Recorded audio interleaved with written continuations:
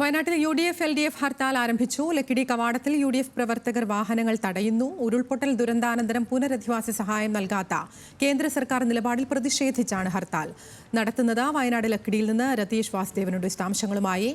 രതീഷ്, ഈ ആളുകളൊക്കെ ഹർത്താലിനോട് സഹകരിക്കുന്നുണ്ടോ? പൊതുവെ സമാധാനപരമായാണോ ഹർത്താൽ പുരോഗമിക്കുന്നത്?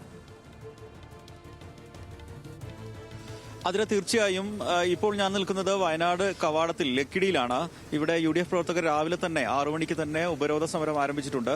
ഇതൊരു വൈകാരിക സമരം കൂടിയായിട്ടാണ് വയനാട്ടുകാർ ഏറ്റെടുക്കുന്നത്. രാഷ്ട്രീയത്തിനുപരി ഇതൊരു വൈകാരികമായ വയനാട്ടുകാരുടെ പ്രതിഷേധം, അത് ആ മുദ്രാവാക്യം ഉൾപ്പെടെ ഈ വാഹനങ്ങൾ തടയുമ്പോൾ അറിയിക്കുക എന്നാണ് അവർ ചെയ്യുന്നത്. കാരണം തുടർച്ചയായി തടഞ്ഞിടലല്ല, ഒരു പ്രതിഷേധം എന്ന നിലയ്ക്ക് തന്നെയാണ് ഇതിന്റെ രാഷ്ട്രീയ മുദ്രാവാക്യം ജനങ്ങളിലേക്ക് എത്തിക്കുക. ദുരിതാശ്വാസ സഹായം ലഭിക്കാത്തതുകൊണ്ട് എത്രത്തോളം വയനാട് ബുദ്ധിമുട്ടുന്നുണ്ട് എന്ന് ബോധ്യപ്പെടുത്തുക എന്ന നിലയിലാണ് UDF LDF ഒക്കെ ഈ ഹർത്താലിനെ ഏറ്റെടുത്തിട്ടുള്ളത്. വയനാട് ലക്കിടി കവാടത്തിലും ആ കാഴ്ചകളാണ് കാണുന്നത്.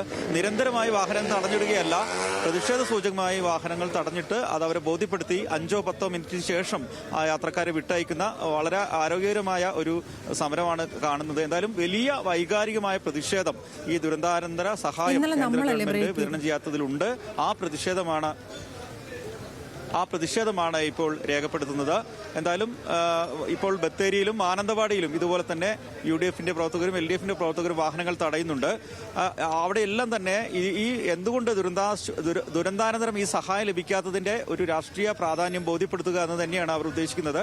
അത്തരത്തിലുള്ളൊരു സന്ദേശം നൽകുക, കൂടുതൽ ഇത് ചർച്ച ചെയ്യപ്പെടുക എന്നത് തന്നെയാണ് ഇരു മുന്നണികളും ആഗ്രഹിക്കുന്നത്. അതുപോലെ തന്നെയാണ് ഇപ്പോൾ രാവിലെ തന്നെ ഈ പ്രതിഷേധ സൂചകമായി ഈ വാഹനങ്ങൾ തടയുന്നതിലൂടെയും പരമാവധി ആളുകൾ ഇതുമായി സഹകരിക്കുന്നുണ്ട്.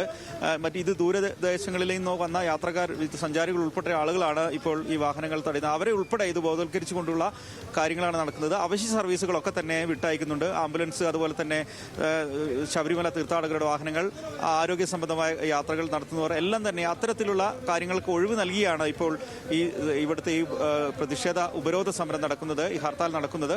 എന്നാലും ഹർത്താൽ പുരോഗമിക്കുകയാണ്. എല്ലാ നഗരങ്ങളിലും ഇത്തരത്തിൽ വാഹനങ്ങൾ തടഞ്ഞിടുന്ന സാഹചര്യം ഉണ്ടായിട്ടുണ്ട്. ആതിര. ശരി, എന്തായാലും വയനാട്ടിൽ സമാധാനപരമായാണ് ഈ ഘട്ടത്തിൽ ഹർത്താൽ പുരോഗമിക്കുന്നത്. രതീഷ് വാസുദേവനാണ് വിശദാംശങ്ങൾ നൽകിയത്.